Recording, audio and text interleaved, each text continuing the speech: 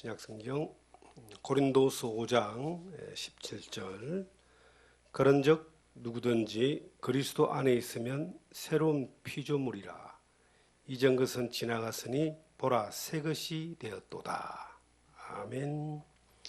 그리스도인의 새로운 신분이라는 제목으로 고린도서 5장 17절의 말씀을 통해서 우리에게 주시는 하나님의 은혜를 함께 나누겠습니다. 우리가 예수 그리스도를 믿고 구원받아 하나님의 자녀가 되었다는 것은 이 세상에 살다가 어느 날 죽음을 맞이하면 영원한 천국에 간다는 그러한 약속뿐만 아니라 이 세상에 살면서 잠깐 있다가 사라지는 썩어지는 것들을 위해서 살지 않고 영원하고 썩지 않는 것들을 위해서 살 수 있는 사람이 되었다라고 하는 겁니다. 세상에 예수를 믿기 전에는 땅에 있는 것이 전부 다였고 보이는 것이 전부 다였고 자기의 욕심을 따라서 육신이 본능이 요구하는 대로 사는 것이 그것이 다인 줄 알고 그렇게 사는 것이 최선을 다해 사는 거로 알았는데 예수 그리스도를 믿고 난 이후에는 보이지 않는 것들, 영원한 것들, 그리고 하나님이 기뻐하시고 원하시는 것들을 향해서 살아갈 수 있는 또 그렇게 살아가는 그러한 사람으로 바뀌어진 변화된 삶을 살게 됩니다. 생각하는 것이 예수를 믿기 전과 예수가 믿고 난 이유가 다르고 사는 목적이 예수를 믿기 전과 예수를 믿고 난 이유가 다르고 그 사람의 신분이 예수를 믿기 전과 예수를 믿고 난 이후가 다른 것입니다. 그런데 우리가 어느 날 인생의 여정 가운데 그 예수 그리스도를 주님으로 믿고 하나님의 자녀가 되고 난 이후에 그 영적인 신분의 상태를 새로운 피조물이다라고 이야기를 합니다. 이전 것은 지나가 버린 것이다. 이전 것은 가치가 없는 것이다. 이전 것에 가치 없는 것들을 쫓아가지 말고 새로운 것들, 영원한 가치를 두고 살아가는 사람이 되었다. 그렇게 성경은 우리에게 선언하고 있습니다. 예수님이 이 세상에 오셨을 때에 2000년 전에 그 당시에 유대 땅은 이스라엘 땅은 로마가 지배를 하고 있었습니다. 로마의 식민지였습니다. 그리고 이스라엘의 그 민중들은 메시아를 기다리면서 유대 그 서기관, 바리새인, 장로들, 율법사들 이런 사람들의 이제 가르침을 받았는데 그들의 가르침이 하나님이 기뻐하시는 하나님의 말씀을 따라서 율법을 따라서 그렇게 살아가는 것이 아니라 세속적이고 그리고 이 세상의 가치관을 두면서 그들은 종교적인 삶을 살며 로마의 지배를 받는 그러한 형태였습니다. 유대인들이 메시아를 기다리긴 했지만 그 메시아가 그 성경에 기록되어 있는 대로 예언되어 있는 대로 고난받는 메시아, 십자가 위에서 세상의 죄를 담당하고 죽으시고 부활하시는 고난받는 메시아가 아니라 영광의 메시아, 로마의 세력에서 이스라엘을 구원해내어 다윗의 왕국과 같은 왕국을 세우는 영광의 메시아, 왕으로 오시는 메시아를 그들은 기다렸습니다. 왜 그런가 했더니 그들이 하나님을 믿는 믿음 가운데 가치관이 하나님 편에서 있는 것이 아니라 성경에서 말하는 진리에서 있는 것이 아니라 자기들 편에서 자기들이 요구하는 것들을 쫓아가는 것으로 그들은 하나님을 믿었기 때문에 그들이 바라는 소망은 땅에 있는 가치에 따라서 로마의 억압에서 그들을 구원해 줄 그리고 로마뿐만 아니라 세계를 지배할 그러한 왕국을 세우는 메시아를 기다리게 된 것입니다. 예수님이 이 세상에 오셔서 많은 사람들을 만났는데 가난한 자에게 복음이 전파된다 하라.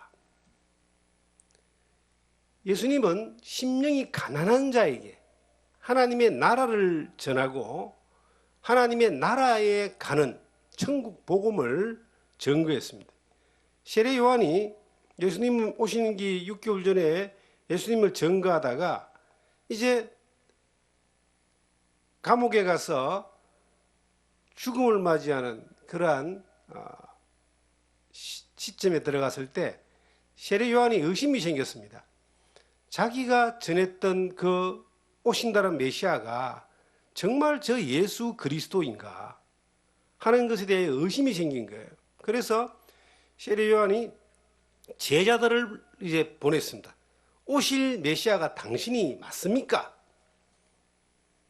예수님이 가난한 자에게 복음이 전파된다 하라라고 이제 대답을 줍니다.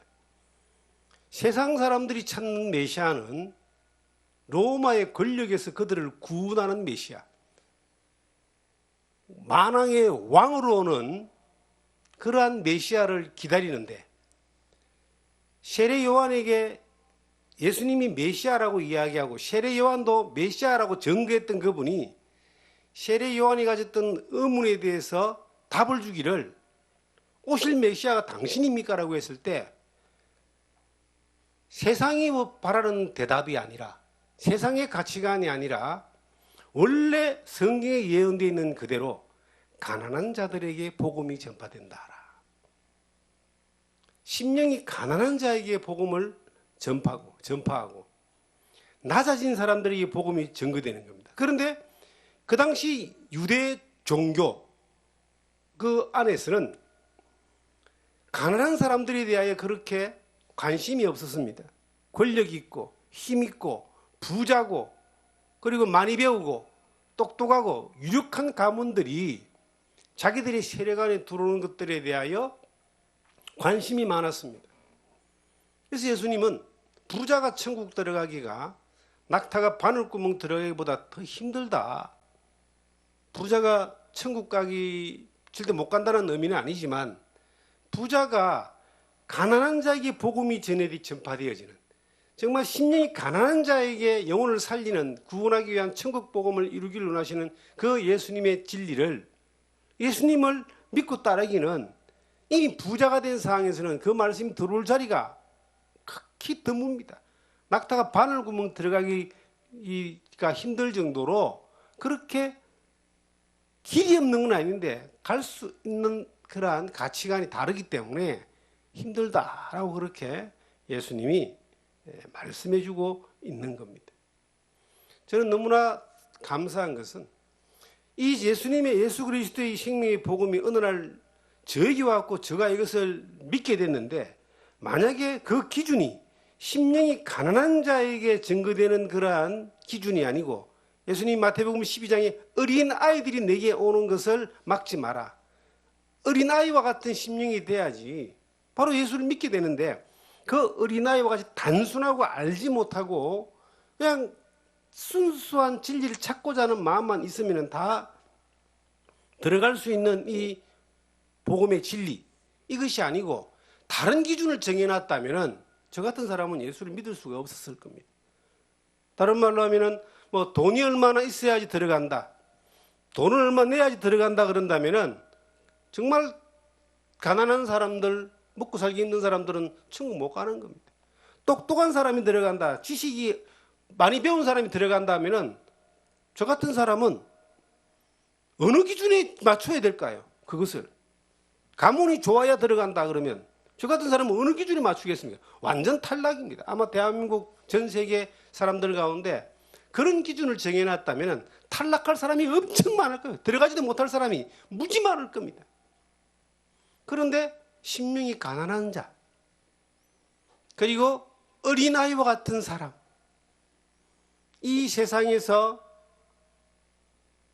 버림받은 사람들 자기 죄로 인하여 고통하는 사람들 하나님의 은혜를 갈구하는 사람들에게 예수 그리스도의 생명의 복음이 증거된다고 하라. 하나님은 모든 사람이 구원을 받으며 진리를 아는 데 이르기를 원하신다. 모든 사람, 세상의 죄를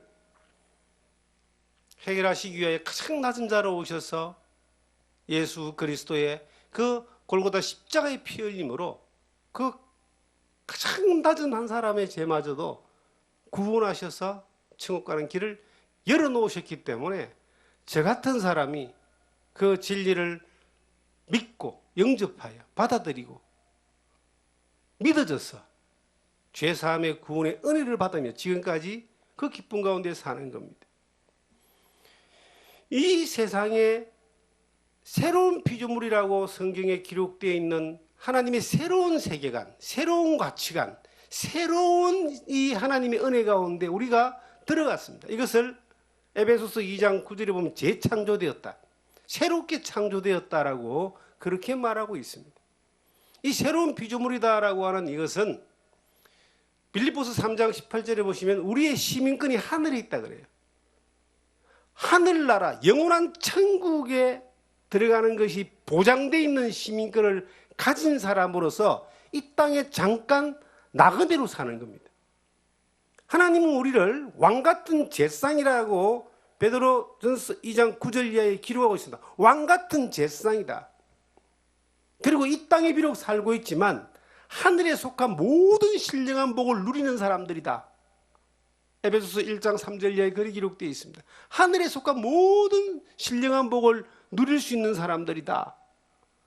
이 땅에 살지만은 우리의 신분이 하늘에 있고 우리의 역할이 왕같은 제상의 삶을 살고 우리의 삶이 하늘에 속한 신령한 복을 누릴 수 있는 자격을 가지고 사는 사람들이다. 그렇게 새로운 피조물로 우리를 딱 정해놨습니다. 약속했습니다.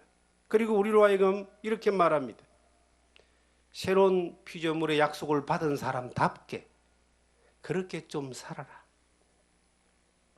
세계관을 천국에 두고 가치관을 영원한 곳에 두고 그 살아가는 삶의 방식이 이 땅에 잠깐 있다가 살다가 썩어지는 것들을 위해서만 살지 말고 썩지 아니하는 영원한 것들을 위해서 살아가는 그런 사람이 되어라. 그것이 합당한 것이다.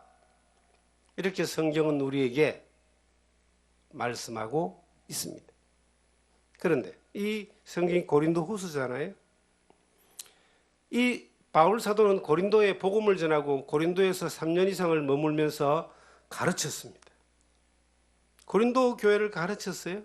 그런데 이 고린도에 있는 교회들이 하나님의 말씀에 가르침을 받았지만 가르침대로 살지 아니하고 가르침과 상관없는 그러한 삶의 모습으로 가치관이 하늘에 있는 것이 아니라 땅에 있는 사람처럼 그렇게 살고 교회가 하나님의 교회가 예수 그리스도의 교회가 하나님이 원하시는 새로운 피조물들의 공동체가 아니라 새로운 피조물들의 공동체가 되어야 되는데 여전히 이전 것은 지나간 그 이전의 가치관의 기준대로 살아가는 그러한 모습들이 너무나 팽배했던 것을 바울 사도는 책망을 합니다. 저는 이런 생각을 해봅니다. 제가 예수를 믿은 지 40년이 넘었습니다. 한 40년 넘었으면은 예수님을 믿고 예수님을 따르고 예수님을 배우고 예수님을 닮아가는 그러한 삶을 40년을 살았으면은 새로운 피조물이 되어가지고 새로운 피조물다운 삶을 40년 살았으면은 그 생각하는 것이나 행동하는 것이나 말하는 것이나 추구하는 것이나 소망하는 것들이 그 새로운 피조물에 합당한 사람으로 되어져 있어야 되는데 40년이 지났는데도 여전히 이 땅에 있는 가치관, 땅에 있는 세계관, 땅에서 살아가는 사람들처럼 그렇게 자꾸 뒤섞여지고 유혹받고 그렇게 판단되어지고 그렇게 헤매는 경우들이 많이 있는 것을 볼 때에 저는 깜짝 놀랍니다. 세상에서 천년만년 살 것처럼 자꾸 이렇게 살고 싶은 마음이 들 때가 있는 거예요. 세상의 가치관을 따라서 쫓아가고자 하는 그러한 유혹이 손을 자꾸 뻗쳐올 때가 있는 겁니다.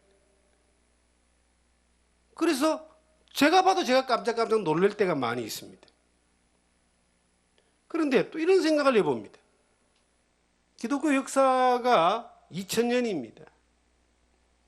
2000년의 그 세월 가운데서 교회는 이 성령의 역사를 따라 진리의 말씀을 쫓아서 복음을 전하고 진리를 전하고 진리를 가르치고 하나님의 뜻을 따라서 살아가는 것들에 대하여 2000년을 이어왔는데 2000년을 이어온 이 시점에 정도 되면은 교회는 정말로 거룩하고 하나님이 보시기에 새로운 피조물다운 그러한 세계가 돼야 되는데 2000년이 지난 이 지금의 이 세계는 우리 주변을 돌아볼 때에 새로운 피조물의 그 삶의 가치하고는 거의 비교할 수 없을 정도의 멀리 떨어져 있는 도리어 교회가 이전 것이라고 하는 교회 밖의 세계의 세상에서 살아왔던 그러한 가치관이 이 교회와 그대로 연합되어져서 교회가 세상인지 세상이 교회인지 이게 분간이 안 되는 그러한 시점에 우리가 지금 와 있지 않는가 하는 그런 의문점을 가지게 됩니다. 이 세상은 돈이 많거나 권력이 많거나 많이 배웠거나 잘생겼거나 뭔가 이렇게 많이 가지거나 하는 이러한 사람들이 대우받는 세상입니다. 성자 독식의 그러한 세계입니다. 그리고 남한테 자랑하고 잘 보이고 인정받고 높아지고 하는 이것이 이 세상의 자연스러운 가치관입니다. 그런데 만약에 교회가 그러한 가치관을 쫓아간다면 이것은 교회가 교회답지 못한 모습이 되는 거예요. 하나님의 교회는, 예수 그리스도의 교회는 새로운 피조물다운 가치의 기준과 그 세계관을 따라서 살아가야 됩니다. 그런데 바울 사도가 복음을 전했던, 가르쳤던 고린도 교회 안에서 그렇게 열정적으로 가르치고 그렇게 본을 보였던 고린도 교회 안에서 그렇게 가르쳤는데도 그렇지 못한 현상이 나타나는 것을 보면은 우리가 지금 살고 있는 이 현실 가운데 내 안에도 이 거대한 영적 전쟁이 끊임없이 일어나는데 하나님이 진리의 말씀을 쫓아가고자 하는 거룩한 열망만큼 그 육신의 소욕이라고 하는 이것이 또한 계속 부딪히고 성령의 인도한 만큼 사탄의 어떤 가르침이 그 세력이 계속 방해를 하는 것들이 싸우고 있다는 것을 우리는 인정할 수밖에 없습니다. 그럼에도 불구하고 우리는 어떻게 해야 되는가? 우리의 마음이, 우리의 소망이, 가치관이 성경에 기록되어 있는 새로운 피조물다운 삶을 쫓아가는 사람이 되어야 된다는 거예요. 그 거룩한 전쟁을, 싸움을 피해가는 것이 아니라 날마다 일어나는 그 싸움에서 날마다 거룩한 성령의 인도함을 따라서 새로운 피조물로서의 삶을 살아가는 것을, 그 전쟁을 포기해서는 안 된다는 겁니다. 그렇게 포기하지 않고 새로운 피조물로서의 삶을 살아가도 공격이, 싸움이 끊이지 않는데 그걸 그냥 포기해버리면, 그걸 놓쳐버리면, 놓아버리면 완전히 잠식되어 버립니다. 예수님 당시에 유대 사회가 하나님의 말씀이 있었지만은 세속적인 가치관으로 완전히 함몰되어져서 메시아에 대한 소망마저도 성경에 기록되어 있는 고난받는 메시아, 가난한 자에게 천국 복음을 전하는 메시아가 아니라 영광의 메시아, 로마에서 그들을 앞서 지배해서 해방시켜 줄 그런 메시아를 기다렸던 것처럼, 그렇게 왜곡되었던 것처럼 우리의 삶 또한 영원한 천국의 소망을 두고 영원한 하나님의 나라의 가치를 두고 살지 않을 때는 예수를 믿지만, 하나님을 믿지만 이 세상의 가치관에 함몰되어져 가지고 잠깐 있다가 사라지고 썩어지는 것들이 내 인생의 목적인 것처럼 그렇게 살다가 주님 앞에 섰을 때에 아무런 가치도 없는 것들에 평생과 일생을 투자하고 주님 앞에 섰을 때 책망받는 그런 모습들로, 외면받는 모습들로 우리가 되어질 수도 있다라고 하는 겁니다. 우리가 정말 믿는 것은 영생의 복음입니다. 영원한 하나님의 나라, 우리는 곧 가게 될 겁니다. 거기에 가게 될 때에 그 영원한 시간들은 정말 영원이거든요. 이 땅에 사는 시간이 긴 것 같지만은 돌이켜 보니까 너무 금방 지나가요. 요즘은 정말 세월이 빨리 가는 것 같아요. 돌아서면 한 달입니다. 돌아서면 1년입니다. 점점점 주님 앞에 갈 날이 우리에게 가까워져 옵니다. 이제 10대나 뭐 이런 아이들은 왜 이래 안 가나, 빨리 커야 될 텐데 하는데 그 금방 지나가 버립니다. 그런데 주님 앞에 섰을 때는 이게 100년도 뭐 1000년도 아니에요. 영원이에요. 말 그대로. 영원한 그 주님 앞 나라에 가게 되는데, 이 땅에서 우리가 영원한 가치관을 두고 산다면은, 영원한 하나님 나라에 갔을 때에 새로운 피조물로서 살았던 삶에 대한 모든 것들에 대하여 평가받고 칭찬받고 또한 그 대가를 우리는 받게 될 겁니다. 그런데 그렇지 않는 삶의 모습으로 이 땅에서 살았다면은 그 또한 똑같은 평가와 대가를 받게 될 겁니다. 고린도후서 11장을 보시면은 그 고린도 교회가 바울 사도가 그렇게 눈물을 흘리면서 가르쳤던 그 고린도 교회가 어떻게 되어져 있었는가를 우리에게 바울 사도의 글을 통해 기록되어 있는데, 자, 고린도후서 11장을 보시면은 11장 19절부터 한번 보겠습니다.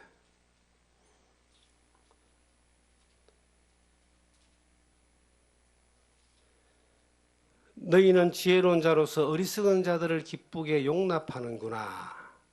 누가 너희를 종으로 삼거나 잡아먹거나 빼앗거나 스스로 높이거나 뺨을 칠지라도 너희가 용납하는도다. 나는 우리가 약한 것 같이 욕되게 말하노라. 그러나 누가 무슨 일에 담대하면 어리석은 말이나마 나도 담대하리라.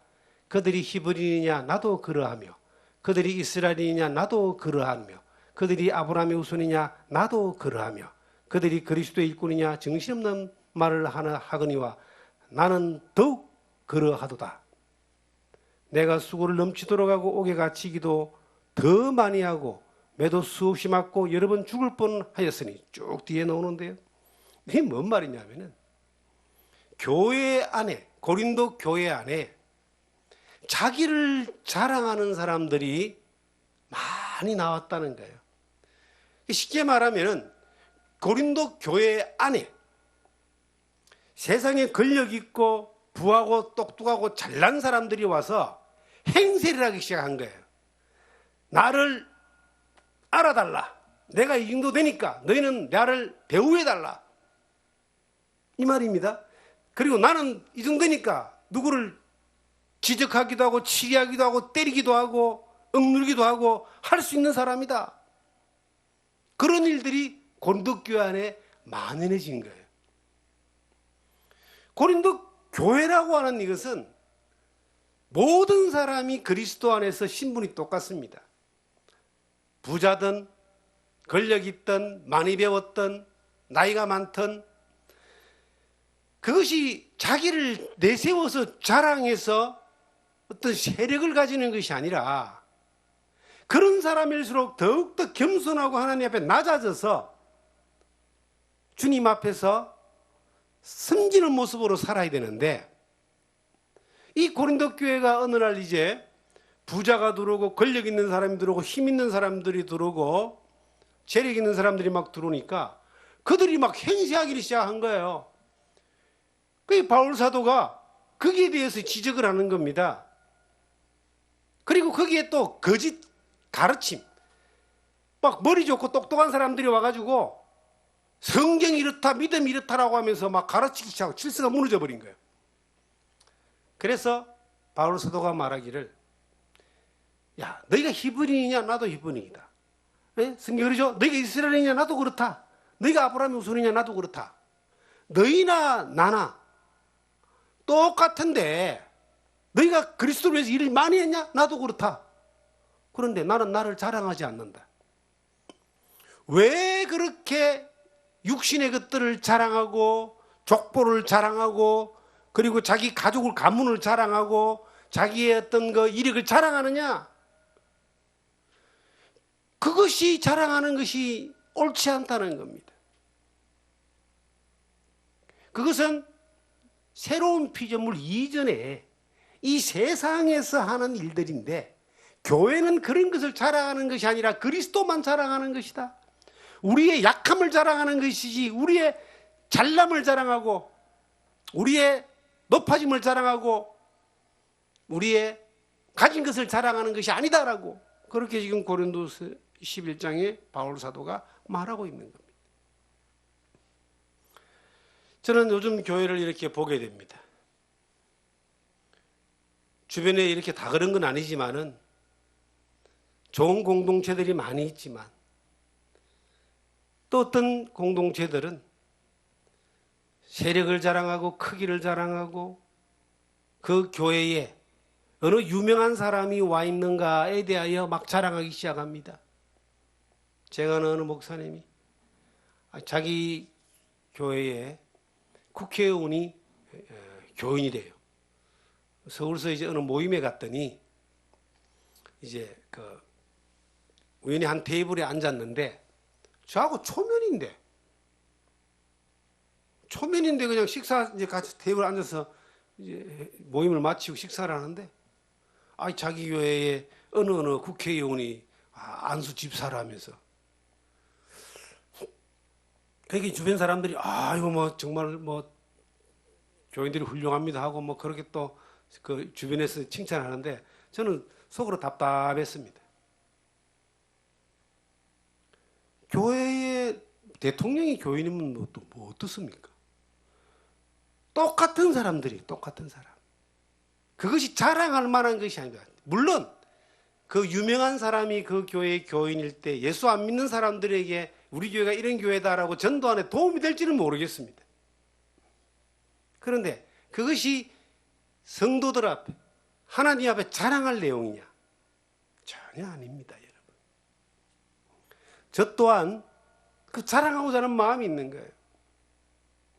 제가 목회하는 그 지나온 여정 가운데 유명하다는 분들이 이제 교회의 교인으로 함께 했던 분들이 몇 분 계세요.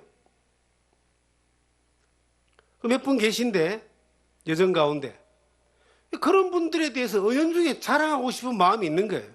우리 교회에 어느 대학교 대학원에 원장님이 이렇게 대학원 원장님이 계신데 그분이 참 이렇게 훌륭한 분이다고 뭐 이야기할 때 하고 싶은 거예요. 우리 교회의 어떤 큰 이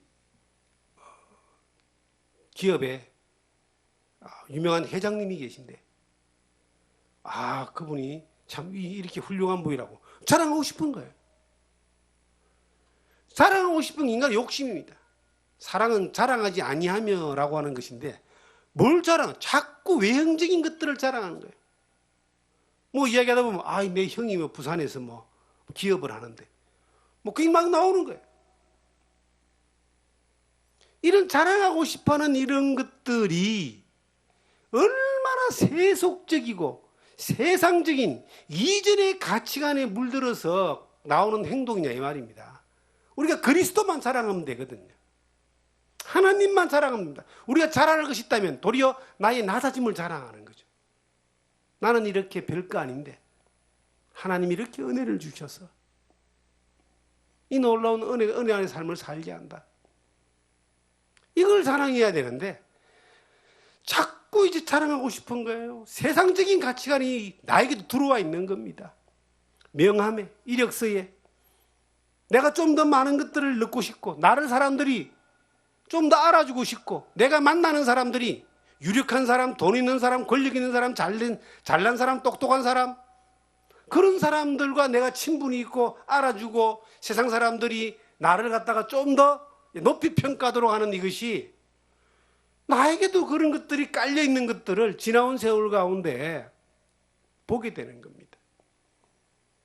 이 육신의 소욕이라고 하는 것은 자그마한 씨앗과 같아가지고 환경만 되면요 계속 무한정 커버립니다. 환경이 안 되도록 계속 잘라줘야 돼요. 자라지 못하도록 이것을 잘라줘야 됩니다. 그래서 갈라디아서 5장에 보시면 육신의 소욕과 성령의 소욕이 막 싸우는 거예요. 성령의 소욕, 하나님의 성령의 힘이 강할 때 이거 잘리는 겁니다. 완전히 사라지진 않아요. 천국 가야 완전히 사라지는 겁니다. 그러나 우리가 새로운 피조물이 되었기 때문에 그 힘을 계속 잘라줘야 돼요. 그렇지 않냐면 우리는 이전에 세상에 살았던 본능적으로 가졌던 힘을 자랑하고 권력을 자랑하고 돈을 자랑하고 자기의 인물을 자랑하고 자기의 가문을 자랑하고 자기 주변 사람들을 자랑하고 우리가 주님을 자랑하고 하나님을 자랑하고 믿음을 자랑하고 진리의 복음을 전하는 사람이 돼야 되는데 자기를 자랑하고 가문을 자랑하고 힘을 자랑하고 자기 아는 사람들을 자랑하고 이런 사람들이 되어버리는 거예요.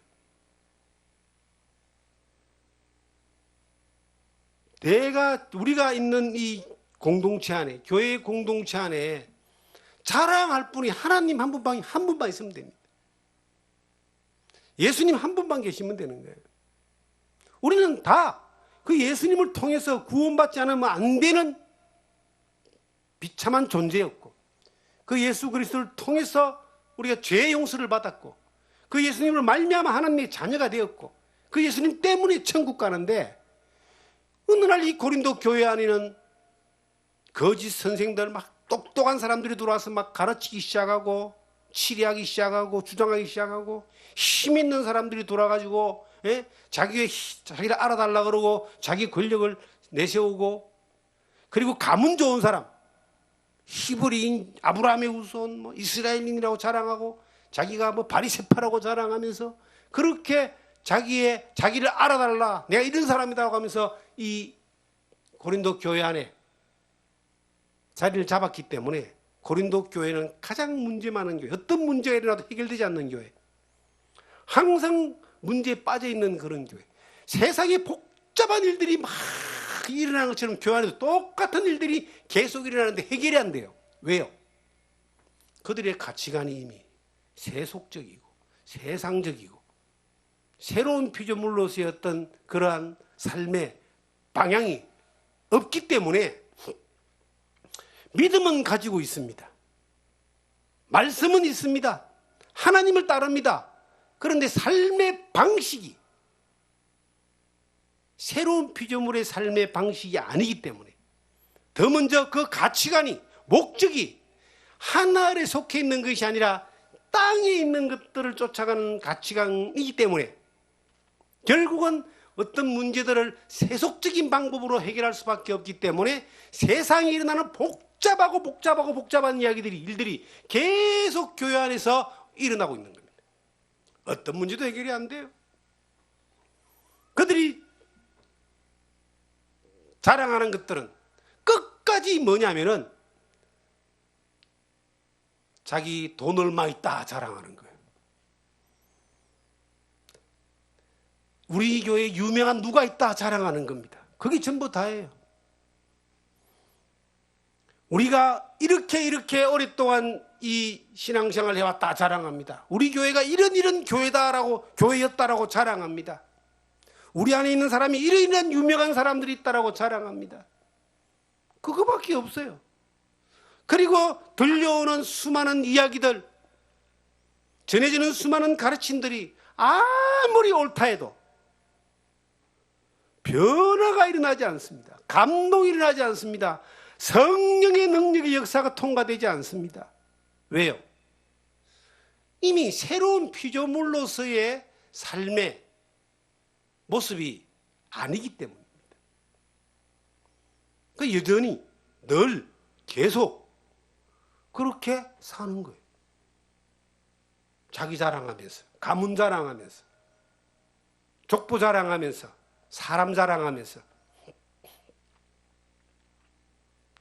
우리는 삶의 모습의 가치관을 하늘에 속한 신령한 복을 누릴 수 있는 사람들로 갖춰져야 됩니다.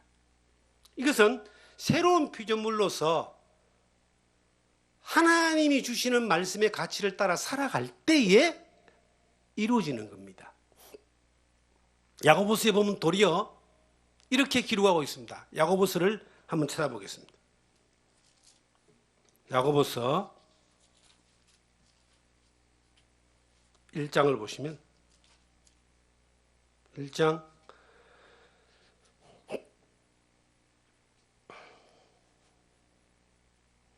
9절입니다. 낮은 형제는 자기의 높음을 자랑하고 부한 자는 자기의 낮아짐을 자랑할지니 이는 그가 풀의 꽃과 같이 지나감이라. 해가 돋고 뜨거운 바람이 불어 풀을 말리면 꽃이 떨어져 그 모양의 아름다움이 없어지나니 부한 자도 그 행하는 일에 이와 같이 세잔하리라. 저는 이 말씀을 마음에 깊이 새기는 사람 중에 한 사람입니다. 이 말씀은 뭐냐면은 낮은 형제는 자기의 높아짐을 자랑하라 그랬어요.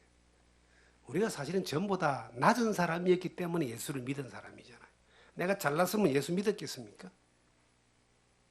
내 힘으로 하나님 앞에 갈 수 있고 죄를 이길 수 있으면 예수 믿었겠어요?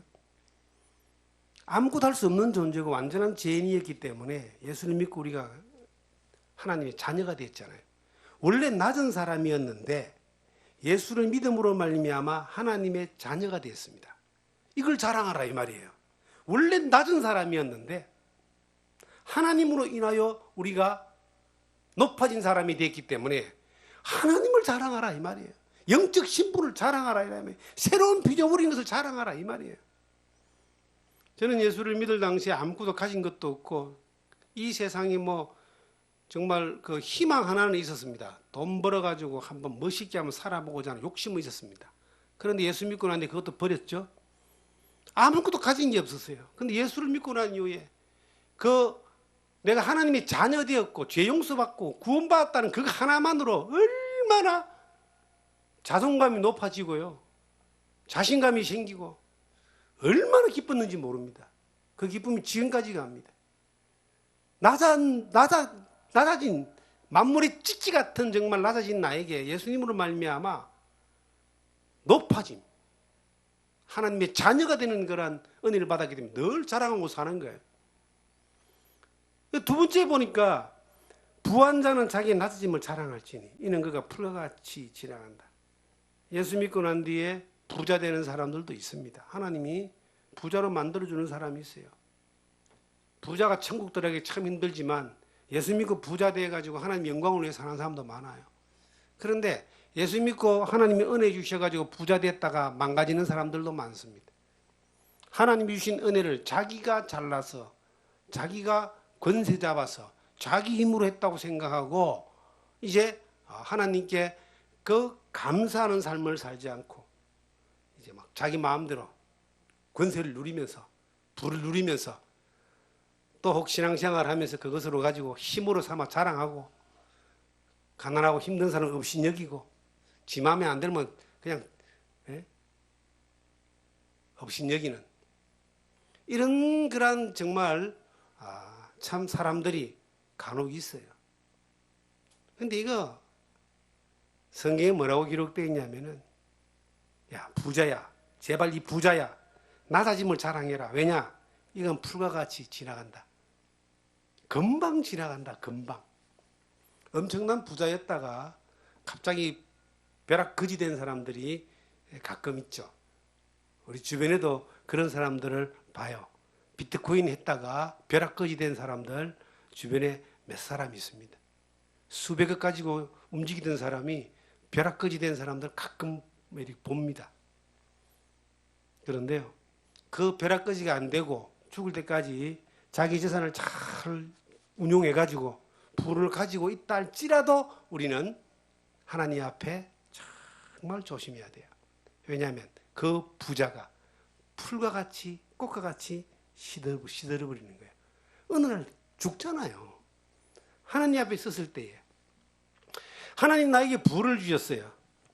이걸 가지고 하나님 영광을 위해서 살고 자기에게 맡겨진 일들을 정말 사는 거예요. 그 뭐 돈 부를 주셨다고 다 갖다 아무데나 주라는 것이 아니라 자기를 열심히 하면서 그 주신 것을 가지고 하나님의 영광을 위해서 불의의 제물로 친구를 사귀고 영혼을 살리는 일들에 쓰고 하나님 영광을 위해 사용한다 하고 뭐 그런 사람들도 있잖아요. 그렇게 잘 관리하고 청지기로 살면은 하나님 앞에 섰을 때 칭찬받을 게 있잖아요. 왜냐하면 풀이 싹 지나가 버리고 나면은 꽃이 싹 한 길을 지나가고 나면요, 얼마나 정말 뭐 쓰레기만 남잖아요. 쓰레기. 우리가 주님 앞에 섰을 때에 내가 부자 하나님 주신 부를 가지고 살았던 시간이 30년일 수 있고 50년일 수 있어요. 근데 그것도 잠깐이에요. 꽃이 마른 같이 풀이 시든 같이 확 지나가 버리는데 주님 앞에 딱 섰을 때에 내가 누렸던 거, 내게 가졌던 그 엄청난 50년이라는 시간이라 봅시다. 50년이라는 시간이라 할지라도 그때 내가 그것을 가지고 나를 자랑하지 않고 하나님의 영광을 위해 살았다면 그 50년의 시간 가운데 부를 주신 하나님 앞에 섰을 때에 칭찬이 있고 그 기쁨이 있고 위로가 있고 하나님의 그 인정하심이 있을 텐데 그 50년이라는 시간 동안 부를 가지고 내가 살았는데 남보다 잘 먹고 좋은데 좋은 차 타고 어떤 사람은 차를 뭐 부자들은 그런다 그러더라고요. 세계에서 제일 좋은 차들을 갖다가 몇 대씩 막 놔놓고 보잖아요. 실질적으로 삼성에 돌아가신 고 이건희 회장은 차가 세계 제일 좋은 차들만 차고가 있었고 그 차만 타는 전용 그 레이스장이 있었다 그러잖아요. 그래 분들 뭐합니까 그게? 그게 한 200년 가는 것도 아니잖아요. 그런 것들 자기를 위해서만 쓰고 살고 그렇게 했을 때에 주님 앞에 섰을 때에 하나님 앞에 섰을 때에 그 시간에 대한 누림이 책망이 되고 부끄러움이 되고 그 어떤 그 맡겨진 것을 제대로 사용하지 못한 것에 대한 그 엄청난 대가를 그는 받게 될 거예요. 하나님 앞에 없었으면 더 좋을 것 같은 그러한 평가를 받는 그 시간이 곧 온다는 겁니다. 이 풀과 같고 성경에 나와 있는 것처럼 해가 돋고 뜨거운 바람이 불어 풀이 말리면 꽃이 떨어져 그 모양의 아름다움이 없어지거니와 부한 자도 그 행하는 일에 이와 같이 쇠잔하리라. 풀이 마르고 꽃이 떨어지는 것 같이 한순간에 없어지는 같이 그 부라고 하는 것이 이 땅에서 잘 유지한다 할지라도 하나님 앞에 갔을 때에 도리어 책망거리가 된다면 얼마나 슬픈 겁니까? 여름에 얼마 전에 우리가 장마가 지나갔습니다. 장마가 지나가니까 이 뜰 앞에 있는 꽃들이 반 정도가 다 그냥 이제 녹아내렸어요. 그리고 햇빛이 쫙 쬐니까요. 녹아내린 꽃들이 풀들이 전부 다 노랗게 그냥 싹 쳐져가지고 쓰레기처럼 다 깔려버립니다. 그 싹 걷어다가 이제 갖다 버려야 돼요. 안 그러면 지저분해서 못 봐요. 우리가 가질 수 있는 부라고 하는 것이 내가 가졌던 그 부라고 하는 것이 이것이 하나님 앞에 있었을 때에 그걸로 끝나는 것이 아니라 버려지는 것들로 끝나는 것이 아니라 가치 없이 살았던 시간에 대한 평가를 받게 된다는 거예요. 그 평가를 받을 때에 한순간에 우리가 잘못 선택했던 세속적 가치관과 세상의 가치관을 따라서 잠깐 즐겁게 멋있게 살으려고 했던 그 편안함, 그 욕심을 쫓아갔던 이것에 대한 대가는 얼마나 큰지 모릅니다. 이 땅에 살면서 그런 생각을 해봅니다. 새로운 피조물의 가치관을 가지고 주님 앞에 서는 날까지 살기를 원합니다. 그리고 주님 앞에 섰을 때에 이 땅에서 불편하게 살았던 많은 것들에 대하여 주님의 위로가 있고 주님의 그 칭찬이 있고 잘했다 충성된 종아라고 하는 그러한 한마디를 주님 앞에 듣기를 원합니다. 또 오히려 우리가 이 땅에 살면서 힘들고 가난하기 때문에 하나님 앞에 신앙생활 못하기보다는 부하고 편하고 수많은 유혹에 자유롭기 때문에 우리가 하나님 앞에 바른 삶을 살아가기에 불편해지는 그러한 시대가 지금 현재 우리가 살아가는 이 시대가 된 겁니다. 그래서 더욱더 깨어 있어야 됩니다. 보라, 세상 이것은 지나갔으니 보라, 새 것이 되었도다 하셨던 말씀처럼 새로운 피조물로서 새로운 가치관을 따라서 새로운 삶의 방식으로 하나님이 기뻐하는 방식으로 그렇게 살아보자는 겁니다. 그게 불편할 수 있지만 그것이 가장 바른 길입니다. 지금 이 세상은요, 너무나 풍요로운 것으로 그리스도인들을 유혹합니다. 이 교회가, 하나님의 교회가 2000년 역사의 하나님의 교회가 세속적인 가치관에 함몰되어질 것 같은 그러한 가치의 기준을 가지고 평가되는 그러한 시대에 우리가 사는지도 모릅니다. 세상이 어쨌든 외부가 어떻든 우리는 주님 앞에 소망을 두며 바른 가치관 가운데 하나님의 기쁨이 되는 그러한 삶을 살아가는 여러분과 제가 되기를 주님의 이름으로 부탁드립니다.